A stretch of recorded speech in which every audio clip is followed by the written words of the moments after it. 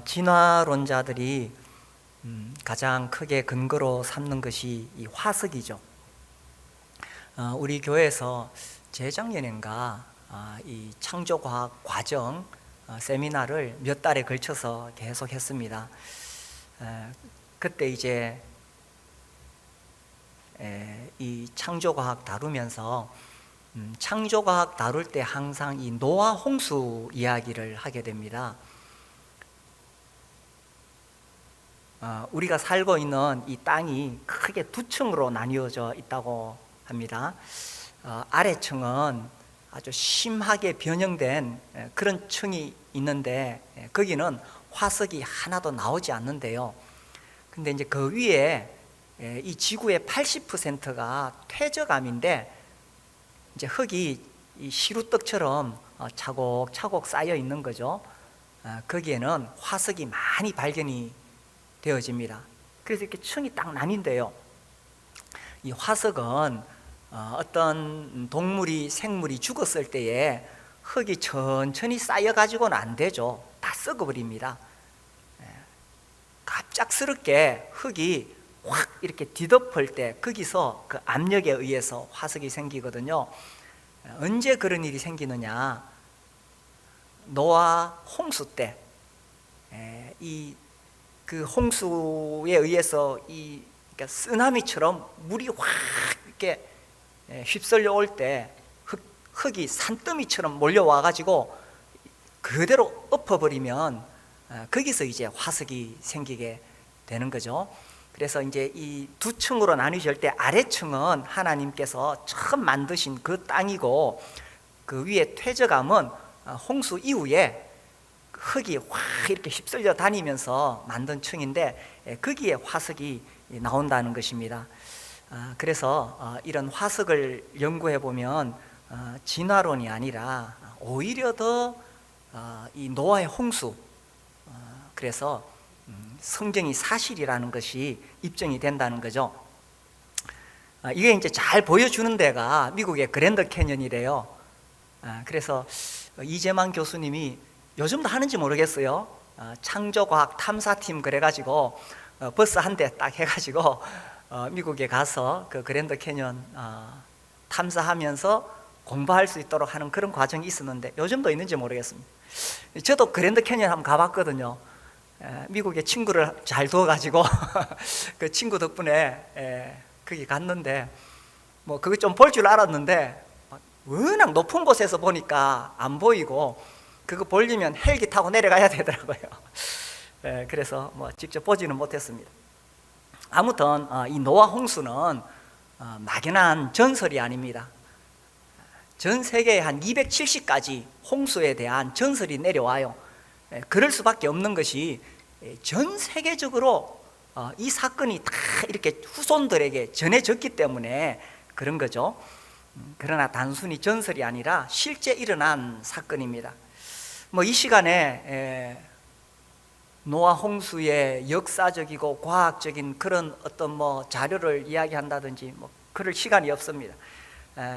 사실 너무 많은 자료들이 이 노아 홍수를 통해서 성경이 사실이라는 것을 보여주는데 이 시간에 뭐 그런 거 다루려고 하지 않습니다.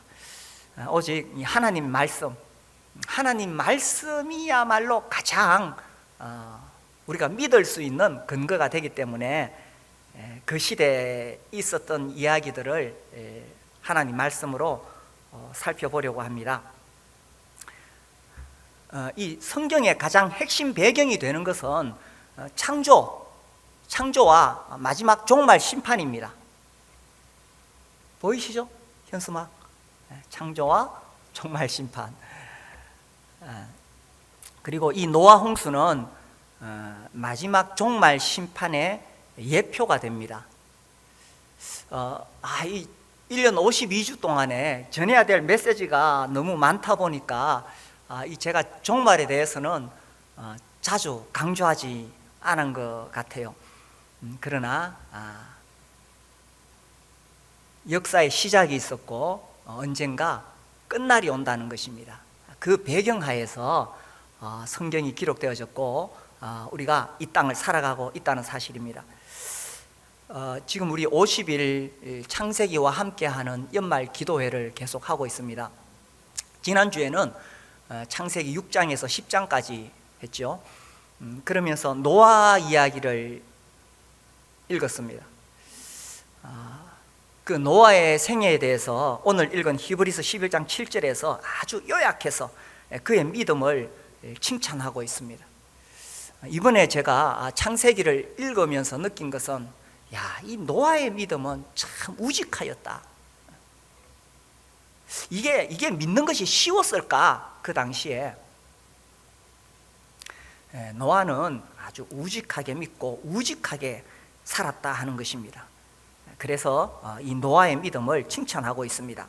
11장 7절에 믿음으로 노아는 아직 보이지 않는 일에 경고하심을 받았다. 노아는 아직 보이지 않는 일을 믿었다는 것입니다.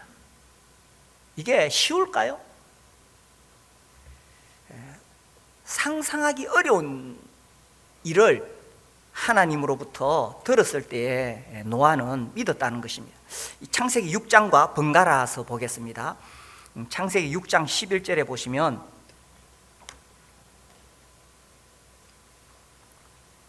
(11절에서) 13절까지 그때 온 땅이 하나님 앞에 부패하여 포악함이 땅에 가득한지라 하나님이 보신즉 땅이 부패하였으니 이는 땅에서 모든 혈육 있는 자의 행위가 부패함이었더라. 하나님이 노아에게 이르시되 모든 혈육 있는 자의 포악함이 땅에 가득함으로 그 끝날이 내 앞에 이르렀으니 내가 그들을 땅과 함께 멸하리라. 자, 여기서 반복해서 나오는 단어가 뭡니까? 뭐죠? 부패죠. 몇 번 나옵니까? 3번 나옵니다. 정말 부패하였다. 이 5절에 보면 사람의 죄악이 세상에 가득하였다. 그의 마음으로 생각하는 모든 계획이 항상 악할 뿐이었다. 그래서 하나님께서 심판을 작정하셨습니다. 17절 내가 홍수를 땅에 일으켜 무릇 생명의 기운이 있는 모든 육체를 천하에서 멸절하리니 땅에 있는 것들이 다 죽으리라. 전 세계적인 홍수가 일어날 것을 경고하셨습니다. 이 시대에 대해서 여러 가지 추측한 자료들이 있습니다. 이 당시에 원시인들의 삶이 아니었습니다. 아주 문명이 발달했고 인구가 얼마나 되었을까? 홍수 이전에는 이 평균 한 800년 이상 살았습니다. 그러다가 이제 홍수 이후로 수명이 급격하게 떨어지게 되죠. 그래서 800년 이상 900살씩 이렇게 살면서 자녀를 낳았는데 그것을 통계적으로 계산해 보면 수십억 인구가 살았을 것이라고 추정이 됩니다. 최소한 10억 이상, 아마 한 20억 정도, 뭐 이렇게 대충 추측해도 20억의 인구가 살았을 것이다. 그 20억 인구가 다 홍수에 의해서 물에 빠져 죽는다. 이거 상상할 수 있습니까? 믿을 수 있습니까? 뭐 성경에 나오니까 노아가 믿었겠지. 노아가 이것을 믿는 것이 쉬웠을까요? 그렇다면 왜 히브리서 11장에서 노아의 믿음을 칭찬했을까요? 이게 믿을 수 있는지 쉬운지 어려운지 우리가 베드로후서 3장을 읽어보면 알 수가 있습니다. 베드로후서 3장 성경을 좀 찾아봅시다. 베드로후서 3장 6절과 7절입니다. 마스크를 쓰셨지만 우리 함께 읽어볼까요? 6절 7절 시작. 이로 말미암아 그때 세상은 물이 넘침으로 멸망하였으되 이제 하늘과 땅은 그 동일한 말씀으로 불사르기 위하여 보호하신 바 되어 경건하지 아니한 사람들의 심판과 멸망의 날까지 보존하여 두신 것이니라. 자, 6절에서 그때 세상은 물이 넘침으로 멸망했지요. 7절에서 이제 하늘과 땅은 그 동일한 말씀으로 불사르겠다. 불심판이 내려진다. 그래서 경건하지 아니한 사람들 심판과 멸망의 날이 있다. 이 믿어집니까? 오늘날 사실 노아 시대보다 더 부패한 세상입니다. 제가 지금 이 시간에 일어나고 있는 사건 사고를 예로 들 필요가 저는 없다고 생각합니다. 얼마나 추악한 일들이 계속 이 땅에서 일어나고 있습니까? 노아 시대보다 더 부패한 시대에 우리가 살아가고 있습니다. 그래서 하나님께서 이전에 부패한 노아 시대 물로서 심판하셨는데 이제는 불로 심판하시겠다고 하셨습니다. 어떻습니까? 이 지금 믿어집니까? 제가 이 말씀을 준비하면서 설교 준비하면 항상 자기에게 비추어 보잖아요. 나는 정말 이 말씀을 믿는가? 수없이 저도 이 말씀을 들어왔고 전해왔습니다. 그런데 제가 정직하게 한번 생각해 봤습니다. 나는 정말 불심판을 믿는가? 오늘 이제 이 베드로후서 3장 7절 말씀을 어쩌면 우리 중에 처음 들은 분이 계실지 모르겠습니다. 불로서 세상을 다 불사르고 심판하신다고? 그런 분들은 이런 일이 있나? 이렇게 생각하실지 모르겠습니다. 그러나 아마 대부분은 여러 번 반복해서 들어오셨을 것입니다. 특히 어려서부터 교회 다니신 분들은 이 이야기 수없이 많이 들었습니다. 하나님이 불로서 세상을 심판하신다는 이야기. 근데 자 이제 한번 보십시오. 정말 이 말씀 믿습니까?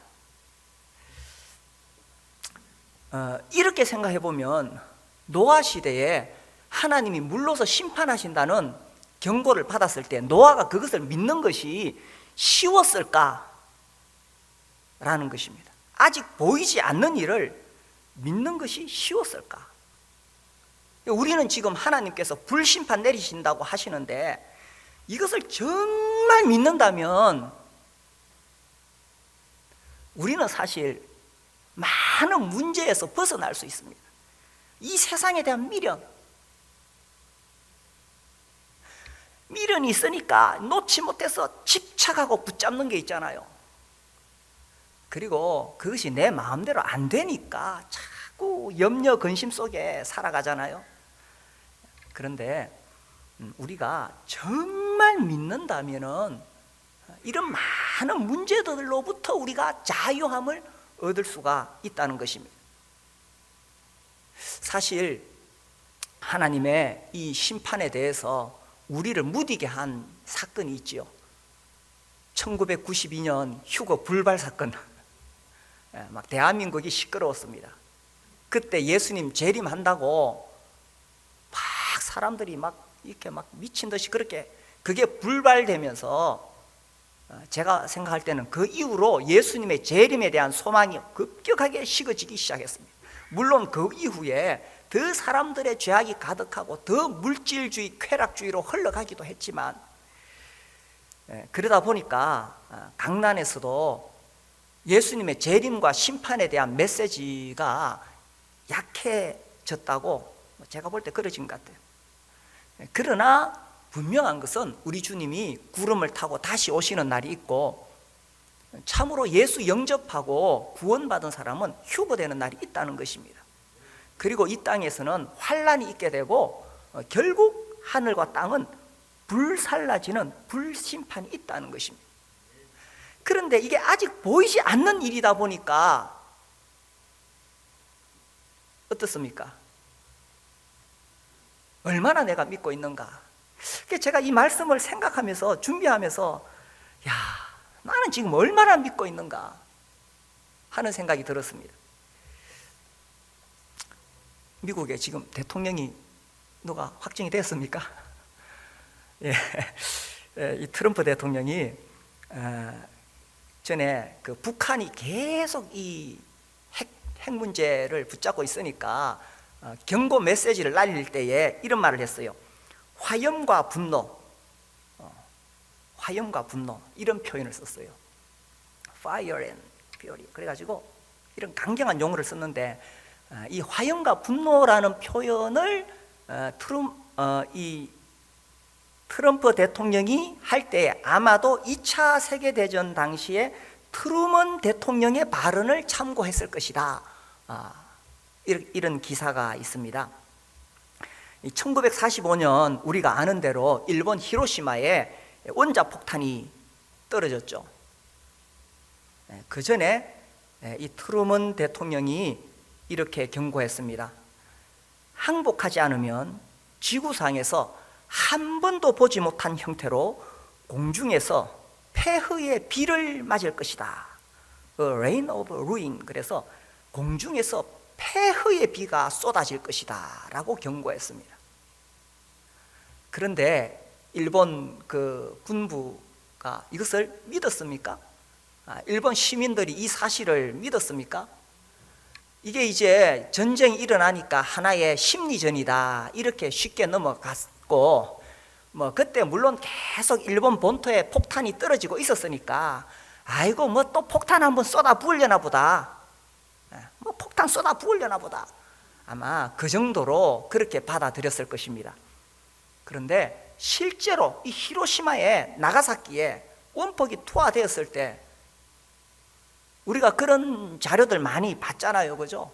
사람이 선체로 그냥 뼈가 보이도록 불살라진다든지 아주 무시무시한 일들이 일어났습니다. 그런데 트루먼 대통령의 이런 경고를 그들이 한 번도 보지 못한 형태로 공중에서 폐허의 비가 내린다는 거, 이거 한 번도 보지 못했기 때문에 믿을 수도 없었고 상상도 할 수 없었다는 것입니다. 그런데 노아는 어떻게 했습니까? 노아는 아직 보이지 않는 일, 한 번도 보지 못한 일에 경고하심을 받았을 때에 하나님께서 이렇게 하시려나 보다. 그래서 제가 이번에 창세기 읽으면서 믿음은 이런 것이구나. 노아는 우직하게 믿었고 우직하게 살았다는 것입니다. 하나님이 그렇게 경고하시니까 그냥 우직하게 믿었다는 거죠. 이 시대의 하나님은 우리를 향해서 불심판을 경고하셨습니다. 코로나19 나오고 나서 계속 이것이 말세의 징조다 이런 설교들이 막 쏟아져 나오는데 저는 그런 설교 한 번도 안 했습니다. 저는 사실 그런 설교 반대합니다.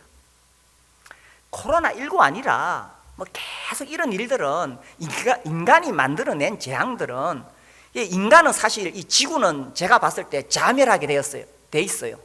이건 제가 하는 말이 아니고 많은 학자들이 말합니다. 이 생태학적으로 보나 사회학적으로 보나 인류학적으로 보나, 제가 그 거리를 걸으면 얼마나 많은 쓰레기들이 막 나오는지요. 이게요, 지구는 자멸하게 돼 있습니다. 에너지 사용하고 막 쓰레기 내보내면서. 그런 속에서 코로나19도 나오고 계속 나옵니다.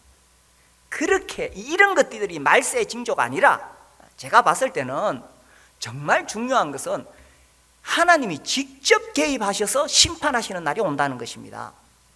어쩌면 인간의 역사는 앞으로 100년, 1000년 더 갈 수도 있습니다. 아니면 오늘이라도 끝이 날 수 있습니다.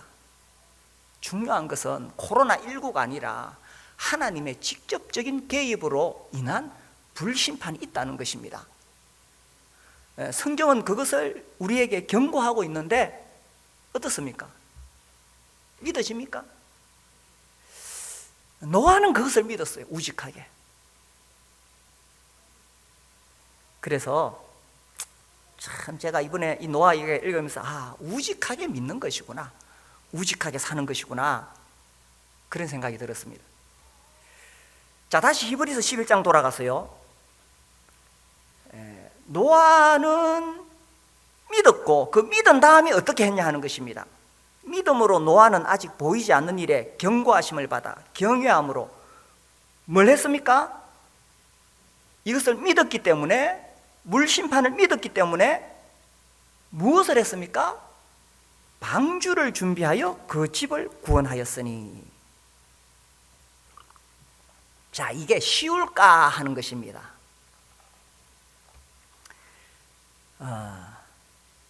정말 믿는다면 준비하겠죠, 그죠? 일기예보에 오늘 비가 온다고 하면 정말 믿으면 어떻게 하겠어요? 우산 들고 나갑니다. 노아는 정말 믿었기 때문에 방주를 만들었습니다. 하나님께서 방주를 만들라고 그 크기까지 모양까지 이렇게 알려주셨습니다. 이 방주를 만드는데 제작 기간이 얼마나 걸렸느냐, 창세기 6장 다시 돌아오면요, 이 창세기 6장 1절에서 4절은 난해 구절이 많습니다. 그래서 학자들에 따라서 의견이 조금씩 다른데, 특히 3절에 보면 마지막에 그들의 날은 120년이 되리라. 이 120년에 대한 해석이 몇 가지 있는데, 가장 이 모아지는 해석은 하나님께서 심판을 작정하시고 이제 그 심판이 이루어질 때까지 120년의 기간을 두셨다. 그래서 사람들이 하나님 앞에 회개하고 돌아올 수 있는 기회를 주셨고, 노아가 이 배를 만들 수 있는 기간을 주셨다는 것입니다. 그래서 노아가 만든 배는 아마도 100년 이상 걸려서 만들어졌을 것입니다. 이 방주는 축구장보다 조금 더 길고 농구 코트 20개를 합친 넓이의 방주인데, 이게 3층으로 되어 있습니다. 이제 홍수 때에 모든 동물 암수 한 쌍씩 거기에 다 들어가야 되는데, 이제 얼마나 들어갈 수 있느냐, 뭐 이걸 또 다 계산을 했어요, 사람들이. 그래서 양의 크기, 뭐 큰 놈은 공룡같이 큰 놈도 있죠. 뭐 공룡은 뭐 새끼 공룡 들어갔겠죠. 근데 아무튼 양의 크기 평균으로 했을 때에 12만 마리를 수용할 수 있다고 합니다. 근데 이제 지금 알려져 있는 이 육지 이 생물들, 동물들 17,000종이 있는데, 뭐 이걸 암수 한 쌍씩 또 이렇게 하면 한 45,000마리가 들어가야 되는데, 12만 마리가 들어갈 수 있는 크기니까 아주 넉넉하지요. 넉넉하게 이렇게 지었습니다. 그러니까 이제 이 방주를 100년 이상 걸쳐서 계속 방주를 짓는데, 이게요, 동네 사람 보기에 이게 미친 짓이에요. 노아 오늘 뭐 하는가? 나는 방주 지으러 가네. 하나님이 물심판 하신다 하셨으니 당신도 회개하고 피해야 되네. 이렇게 했을 때 동네 사람들이 노아, 아이고 노아 저 미쳤다, 미쳤어. 아니 이 멀쩡한 하늘에 무슨 홍수 심판이 내린단 말인가. 그리고 비 오면 저 높은 산에 피하면 되지. 저 높은 산으로 도망가면 되지. 무슨 홍수 심판이 있다고. 이 미친 짓이라는 거예요. 제가 이 어렸을 때 주일학교 갔을 때 이 상황을 잘 묘사한 노래를 배웠어요. 아시는 분 불러보세요. 노아 할아버지 배를 짓는다. 노아 할아버지 배를 짓는다. 높은 산 꼭대기에서 배를 짓는다.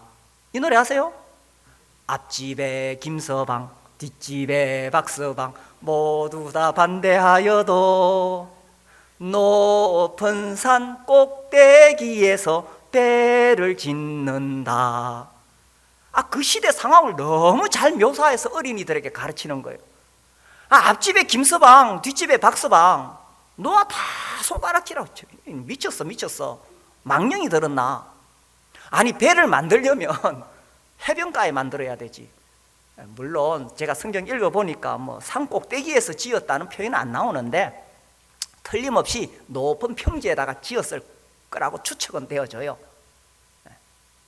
아니 배를 그 높은 평지에다가 그 배를 만든다는 건 미친 짓 아니에요?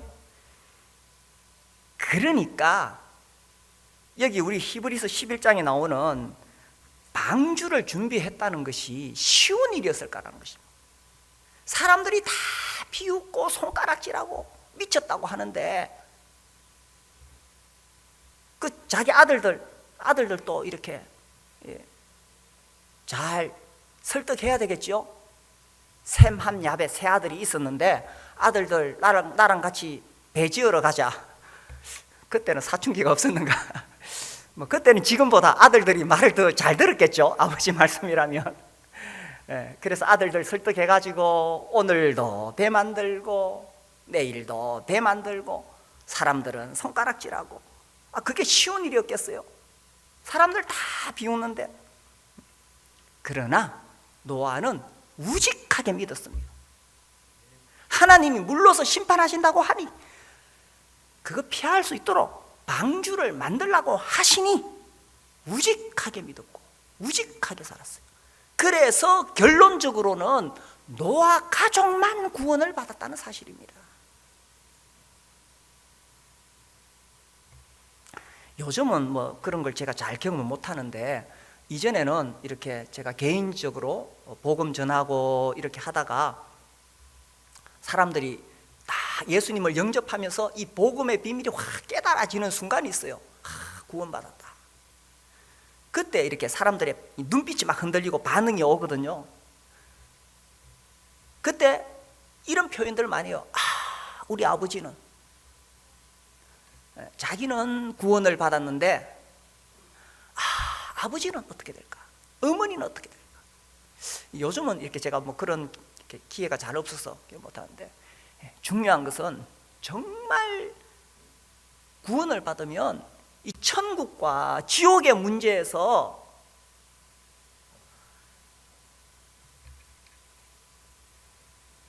이 예수님의 보혈의 능력을 깨닫고 죄사함 받아서 구원을 받으면은 자기 가까운 사람, 가족이 가장 먼저 생각이 날 수밖에 없는 거예요. 그리고 자기 자녀들 생각이 날 수밖에 없는 거예요. 우리 교회에 많은 우리 자녀들이 있는데 정말 바라기는 최소한 고등학교를 졸업하기 전까지는 예수님 영접하고 침례 받는 것이 바람입니다. 우리가 온 교회적으로도 애를 써야 되지만 특히 부모님 책임이 더 크겠지요. 아이고, 대학부터 보내놓고 그러다가 영영 기회를 놓칠 수가 있습니다. 가장 중요한 시기는 제가 보니까요, 어린이 시절이 가장 중요합니다. 유초등부 시절이 가장 중요하고 중학교 시절이 가장 중요하고요, 고등학교 올라가서는 늦어도 예수 영접하고 침례 받아야 됩니다. 노아는 분명하게 믿었고 우직하게 그렇게 살아가고 하니까 그 가족들 다 구원받았는 거예요. 우리 자녀들에게 막 이 급한 마음에 십자가 막 전하는데 그러면 안 돼요. 어렸을 때부터 뭘 전해야 되느냐?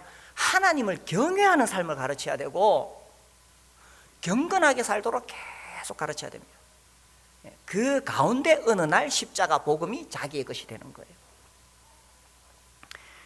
그래서 노아는 남들 다 손가락질 했지만 결국은 노아는 자기 자식들 다 구원하도록 다 구원받았습니다. 이런 생각을 해봅니다. 노아도 중간에 갈등을 하지 않았을까? 사람들이 다 자기를 손가락질 할 때 내가 이래 살아도 될까?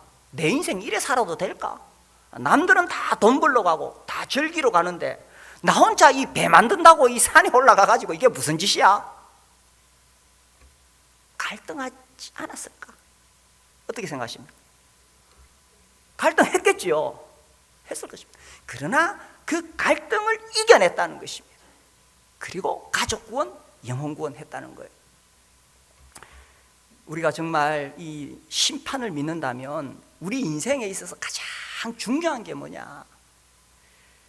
정말 믿는다면 가장 중요한 게 뭐냐 하는 것입니다. 그래서 저도 저를 돌아보고 오늘 던지는 메시지는 정말 하나님의 불심판을 믿느냐 하는 것입니다. 그렇다면 내 인생에 가장 중요한 것은 뭘까? 영혼 구원 아니겠어요? 내 자식들은 말할 것도 없고 영혼 구원 아니겠어요? 그래서 우리가 목장을 하고 목장에 영혼들을 초청하려고 그러고 그렇게 섬기도록 목자 목녀님들을 세웠습니다. 근데 아마 우리 목자 목녀님들은 그렇게 살다가 문득문득 이런 생각이 들 거예요. 특히 힘들고 지칠 때에 문득문득 이런 생각이 들 거예요. 내가 이래 살아도 되나? 예수님만 믿고 구원받으면 어차피 다 천국 가는데, 나만 별나게 이래 막 목장 섬긴다고 시간 쏟고 돈 쏟고, 나만 이렇게 별나게 살 필요가 있나? 이거 혹시 내가 이 목회하는 정영자한테 쏘가가지고 이용당한 거 아니가?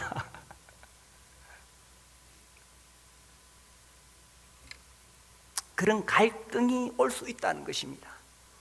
그러나 정말 불심판 믿는다면, 노아는 정말 물심판 믿었기 때문에 우직하게 믿고 우직하게 살았다는 것입니다. 하늘과 땅은 다 불살라진다는 불심판. 이것은 절대로 염세주의가 아닙니다. 염세주의는 뭐 사는 의미가 뭐 있나? 어차피 다 불살라진다면. 그것이 염세주의라면, 우리가 정말 불심판을 믿게 된다면 그런 데 빠지는 것이 아니라, 그런 허무주의가 아니라 분명한 인생의 목적, 사명감을 가지게 된다는 거죠. 정말 내 인생에 있어서 내가 무엇을 위해 살아야 될 거냐,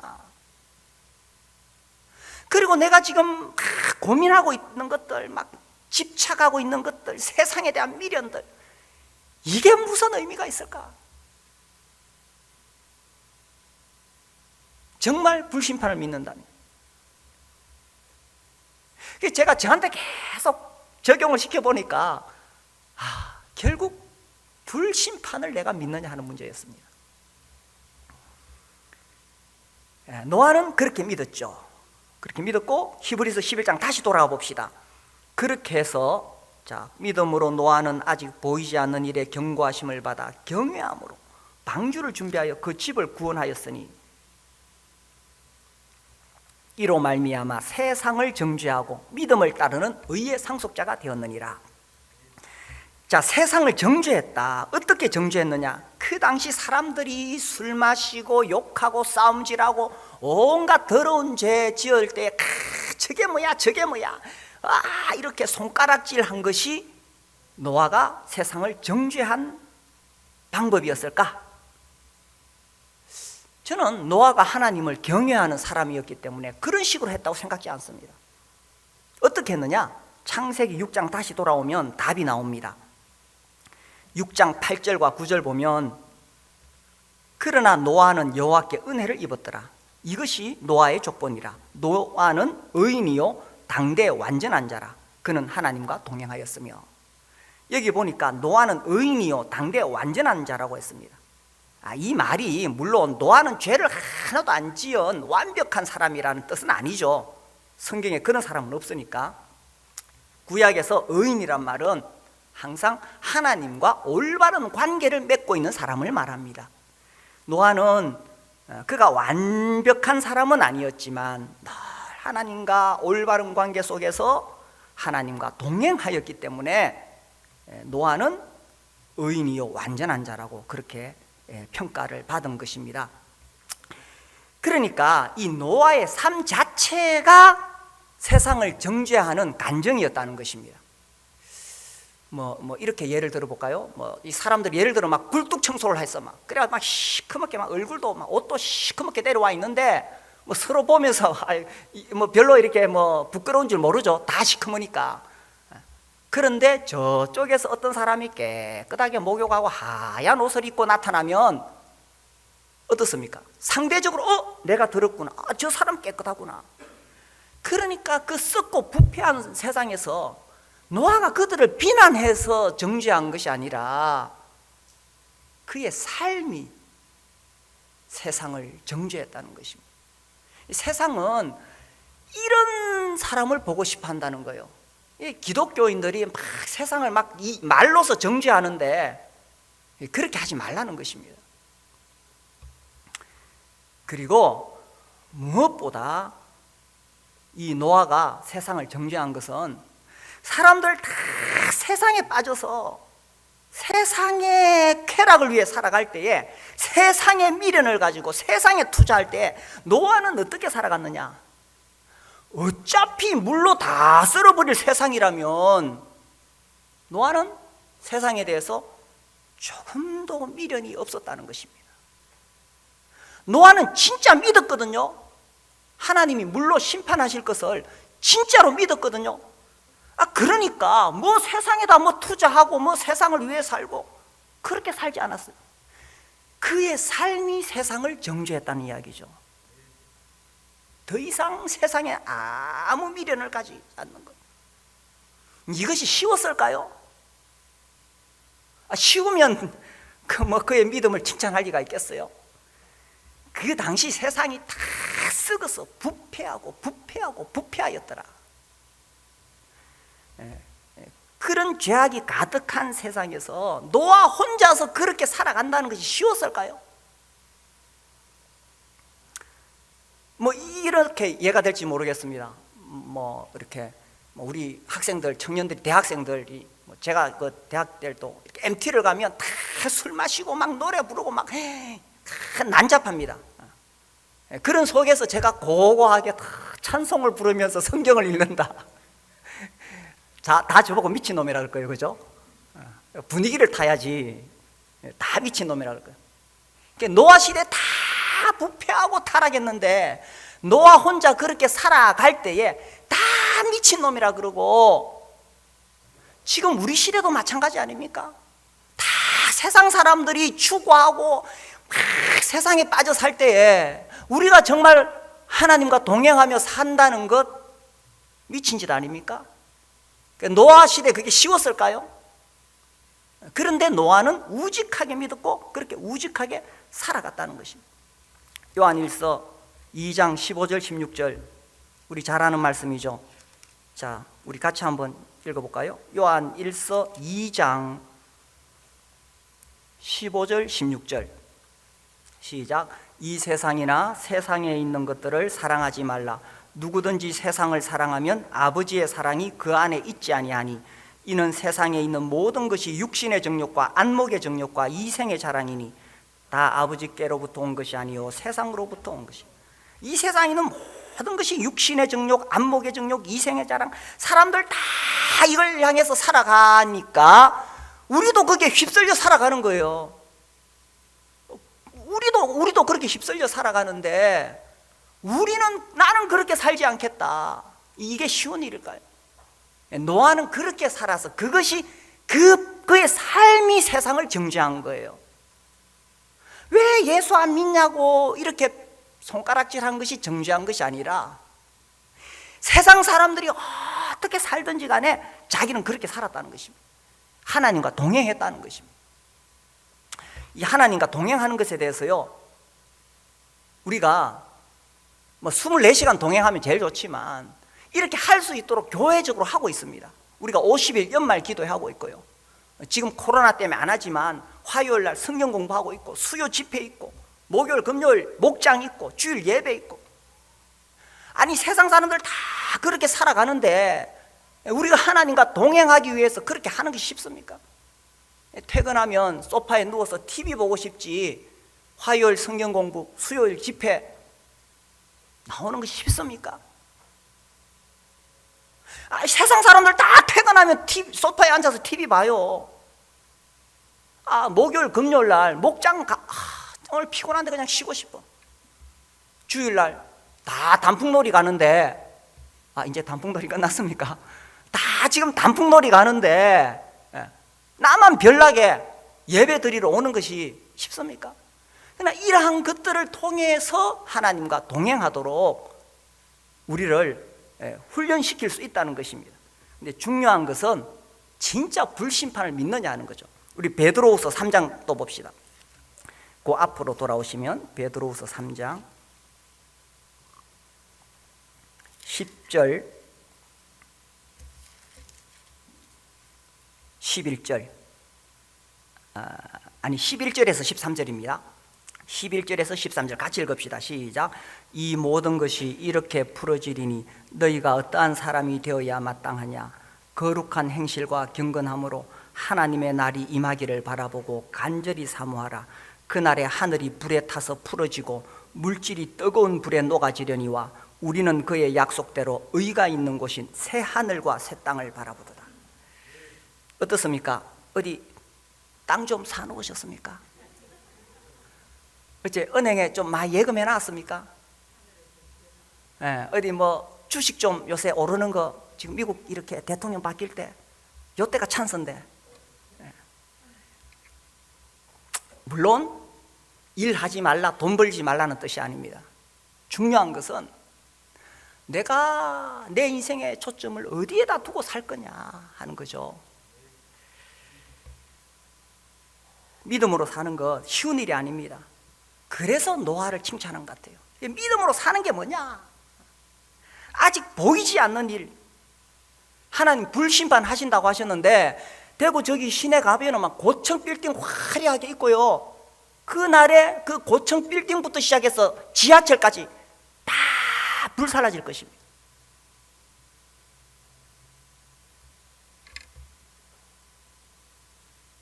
그렇다면 우리 삶의 초점, 정말 내 인생에 있어서 중요한 일은 영혼 구원 아니겠어요? 우리가 세상이 어떠하든지 간에 우리가 정말 그렇게 살아가는 삶 자체가, 이 세상과 다르게 살아가는 것 자체가 세상을 정죄하는 것이요, 이로 인하여 의의 상속자가 될 수 있다는 것입니다. 사람들은 제가 뭐 이렇게 사니까 땅이 없는 줄 아는데 저도 땅이 좀 있거든요. 저도 땅 좀 투자한 데 있어요. 저 하늘에.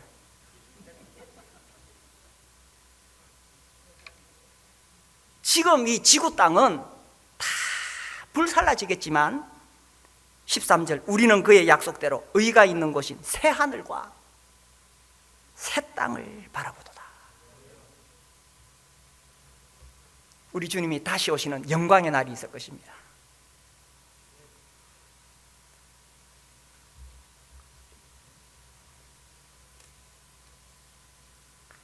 그래서 정말 우리가 그 날을 믿는다면 노아처럼 우직하게 믿고 우직하게 살아갈 수 있게 되기를 바랍니다.